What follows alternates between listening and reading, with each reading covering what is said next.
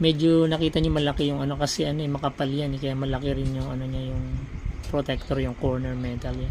Pero kapag ginamit niyo po yung mas manipis yung 3mm, mas maliit po yung ano niya yung metal. Pakita ko yung display ko diyan na dinikit ko sa ano diyan sa may poste. Tapos after nyan, so ang gagawin natin, hindi natin siya gagamitan ng butas nung tinutornilyo kasi ano to eh, sintra board to eh. Ang gagamitin natin niya ito, double-sided tape na makapal. Yan, makapit to.